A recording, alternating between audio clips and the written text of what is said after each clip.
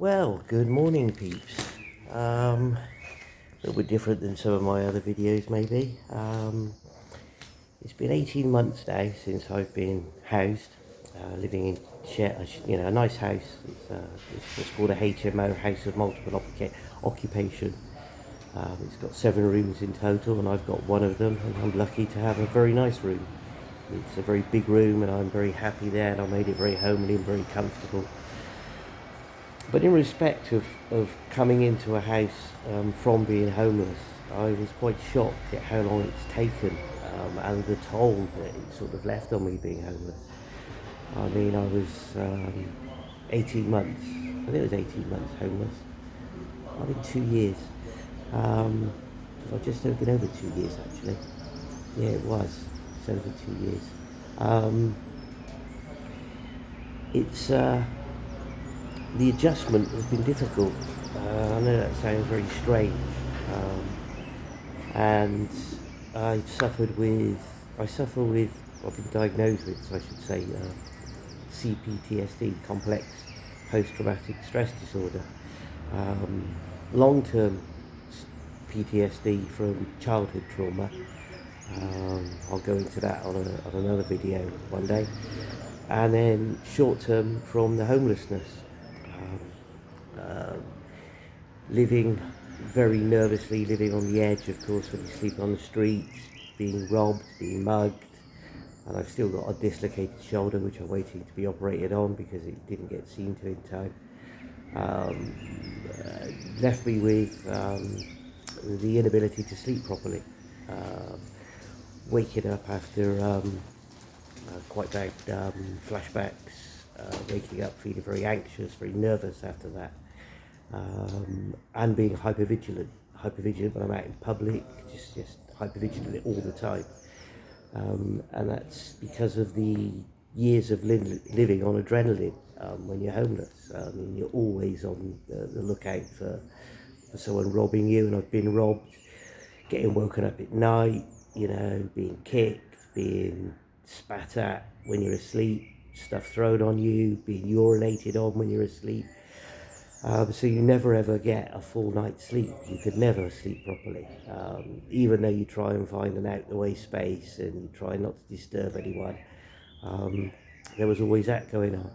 And I'd say it's now 18 months later that I feel okay. I feel safe, I feel happy, I've had therapy, I've got some good grounding techniques which have been given to me to deal with the anxiety and the panic attacks once I wake up after a flashback. The flashbacks are starting to get less and less. The long-term flashbacks aren't, and I'm waiting to see a specialist therapist on those. But just feeling that I'm safe, I'm comfortable, has taken 18 months. And not to be so hyper vigilant, to start to feel safe in a crowd, to feel safe around people, to come out of your shell. It's been a long, hard process, and I've been surprised by how long it's taken. Everybody would assume, you now got somewhere to sleep. It's perfect. Well, it's far from it, and you do need to reach out, and you do need to ask for help. And I'm lucky that I'm the sort of person that does reach out to the right places and seek help. And then the more important thing is to actually put into practice what the therapists tell you to do. I've got a squeaky dog toy on my bedside table. Now what that does is when I wake up after a flashback, put my bedside lamp on, I see the dog toy, I squeak it, it brings me back into the room. It brings me back into a room that I know it's my bedroom, I know I'm safe. Because there's nights when I've woken up and I've not known where I am, and that's scared me even more, especially in the dark. So having a bedside lamp, having something that grounds me, having something around you that smells nice, like a nice scent or something. I've got one of these plug-in things, just to bring you into a sense of well-being. When you wake up in the morning after a bad night of suffering flashbacks, you are very jittery and very anxious. It takes me about an hour and a half to actually just come down from that. So it's sitting on the edge of the bed, feeling okay, washing your face, having a cup of coffee, and going, oh, I'm okay, I'm safe.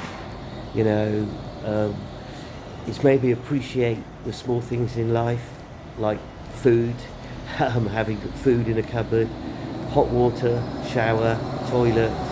You know, you learn. I've learned. It's humbled me, the experience of homelessness, humbled me greatly, and to make me really appreciate the small things in life, which we take granted daily when we're homed, when we're housed. You know, I just wanted to share my experience of the sort of recovery after homelessness. Really, um, it's been um, it's been an interesting journey, um, and probably only understood by people that have been homeless and then rehoused. I thought I'd just share those thoughts with you on this beautiful day. I'm off on a day out. I'm having a little day trip to a village called Woodbridge.